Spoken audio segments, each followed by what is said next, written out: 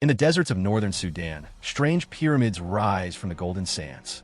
With steep sides pitched at 81 degrees, they stand taller and narrower than their Egyptian counterparts. Over 200 of these structures dot the landscape, more pyramids than exist in all of Egypt. These are the ruins of a powerful lost civilization that rivaled the pharaohs, the Kingdom of Kush. For centuries, Egyptian civilization has dominated our understanding of the ancient Nile Valley. Textbooks and documentaries have focused almost exclusively on the pharaohs, the pyramids at Giza, and the temples of Luxor. But this approach ignores a profound truth: the emergence further south on the Nile of a sophisticated black African civilization that was Egypt's equal, its rival, and for a time, its conqueror. The relationship between Kush and Egypt was complex, shifting with the political and economic climate of the time. At times they were trading partners, their merchants exchanging gold, ivory, and exotic goods along the Nile. At other times, they were bitter enemies.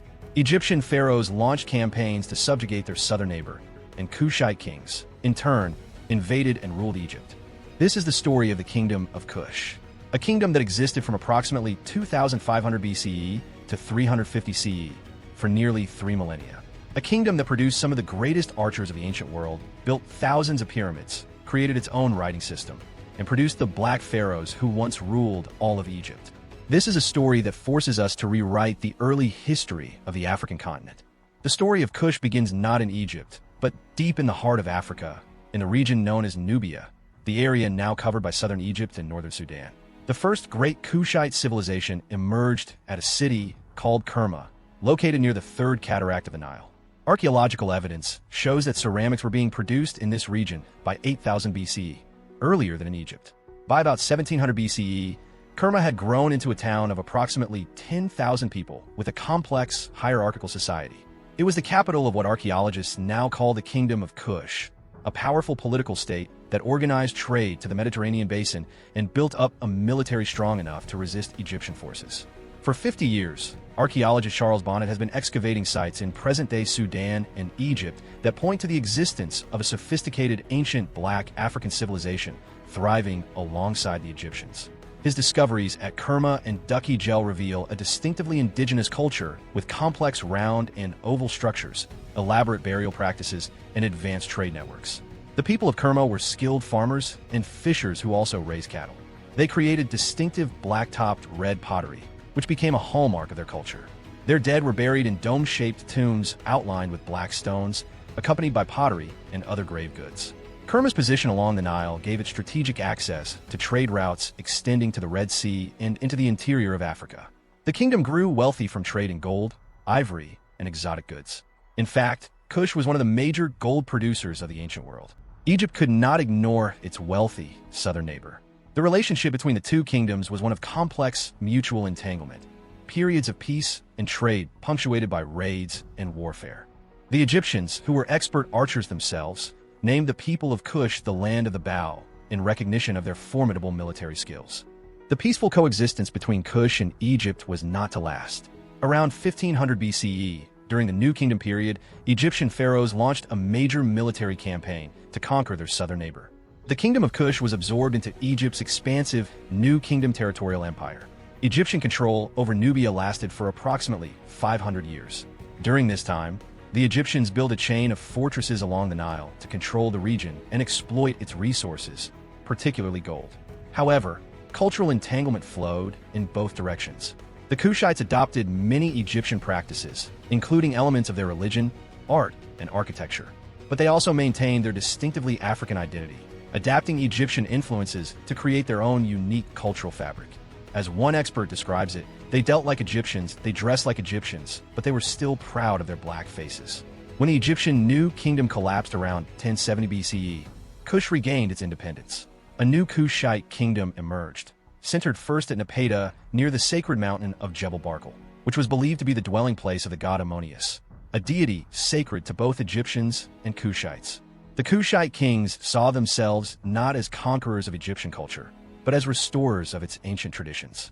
They believed they were the true heirs to the legacy of the pharaohs. Around 750 BCE, the tables turned dramatically.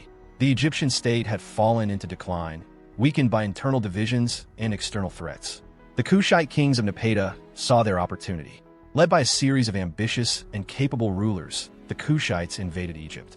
King Kashta was the first to extend Kushite control into Upper Egypt, but it was his successor, Pi, also known as Pianki, who completed the conquest.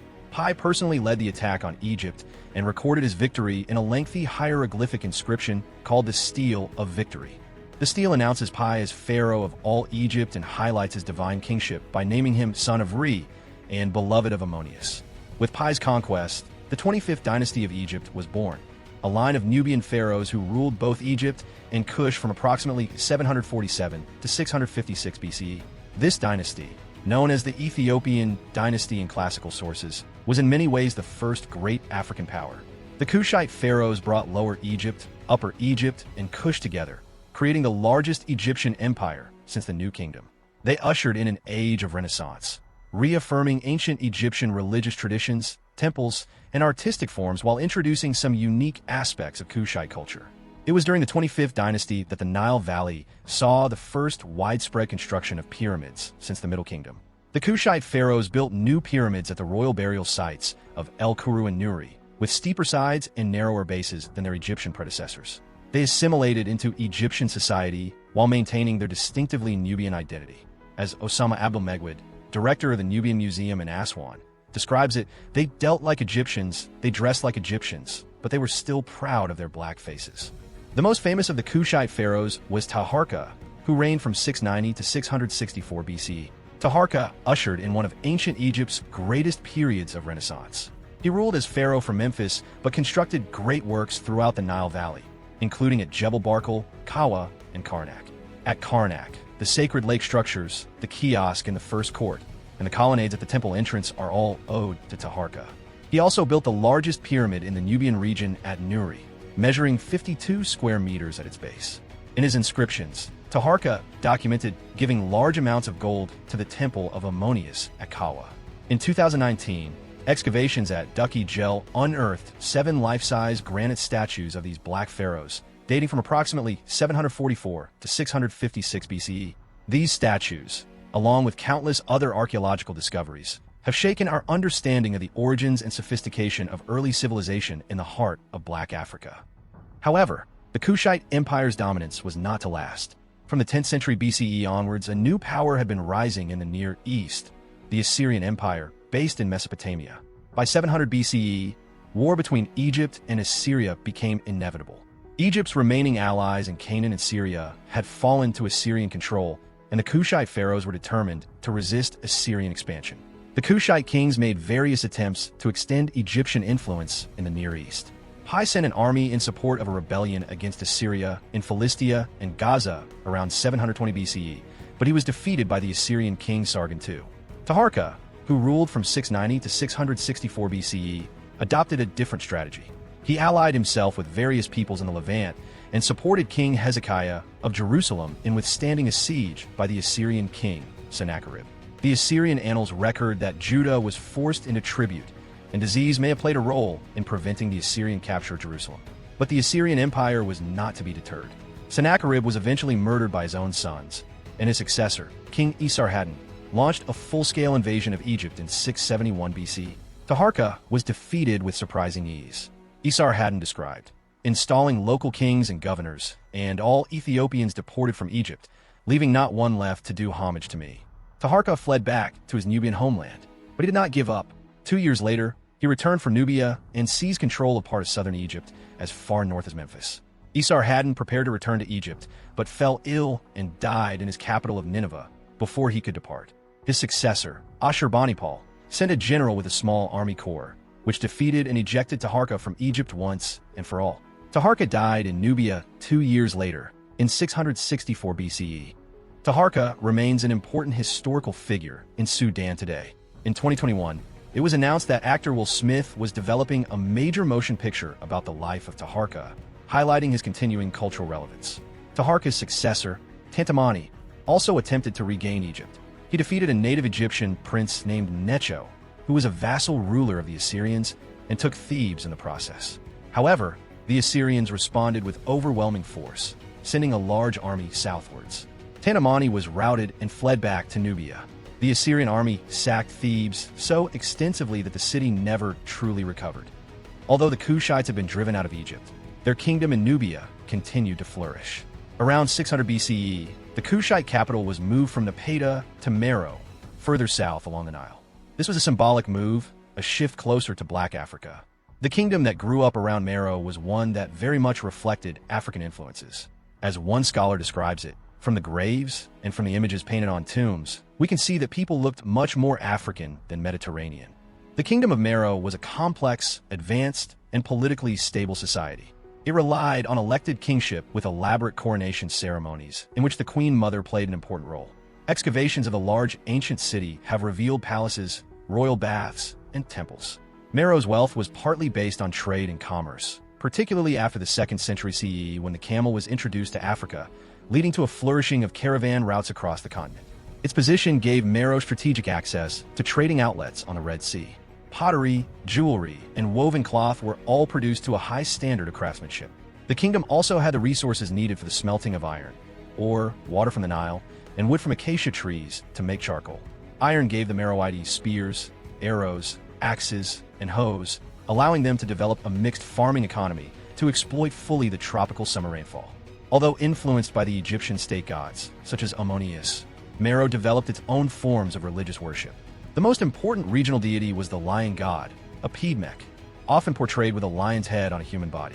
As Meroe became more distant from Egypt, the Egyptian language was replaced as the spoken language of the court. A Meroitic alphabet and script were introduced, which to this day researchers have been unable to fully decipher. At Meroe, the Kushites constructed over 200 steep-sided pyramids, more than the Egyptians in their entire history. These elegant structures have steep sides pitched up to 81 degrees, with decorated gateways depicting kings and queens.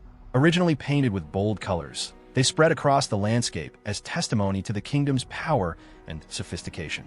Egyptologist Chris Naunton, who has studied Meroe for over a decade, notes that these pyramids were built using ancient Egyptian technology, including a device called a shaduf, a counterbalance crane used to lift heavy stones.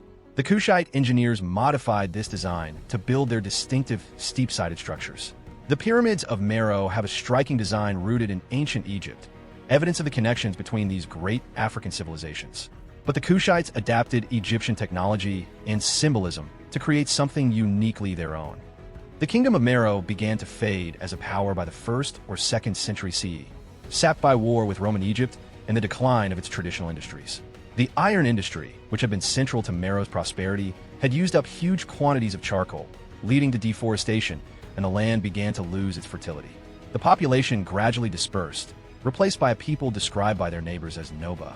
In around 350 CE, an army led by Ezana, king of the growing Kingdom of Aksum in what is now Ethiopia, invaded Meroe. But by that time, the Meroites had already largely dispersed. For centuries, the Kingdom of Kush remained largely forgotten by history. Its pyramids stood silent in the desert, its achievements overshadowed by its more famous northern neighbor, Egypt. But modern archaeology has begun to rediscover this lost civilization. Today, the descendants of the Kushites are the Nubian people living in southern Egypt and northern Sudan. Many still practice customs from ancient Kush, from traditional jewelry styles to cultural practices that have endured for millennia. The pyramids of Meroe, the statues of the Black Pharaohs, the ruins of Kerma, the temples of Jebel Barkal. These are not just archaeological sites. They are the legacy of a great African civilization that rivaled, resisted, and conquered Egypt. A kingdom that built more pyramids than the Egyptians, created its own writing system, and produced a line of pharaohs who ruled all of Egypt. The Kingdom of Kush challenges our understanding of ancient civilization. It reminds us that Africa was not a passive recipient of influence from the north, but the source of powerful, sophisticated, and enduring civilizations. Charles Bonnet's discovery of this lost Black Kingdom forces us to rewrite the early history of the African continent. The political, military, and commercial achievements of Kush challenge the long-held belief that the Egyptians were far more advanced than their southern neighbors, and that Black kingdoms were effectively vassal states. The Kingdom of Kush stands as one of the great success stories of ancient Africa, a civilization that emerged from the heart of Black Africa, resisted Egyptian domination, conquered Egypt itself, and ruled as pharaohs for a century. A kingdom that built thousands of pyramids, developed iron technology, created its own alphabet, and endured for nearly 3 millennia.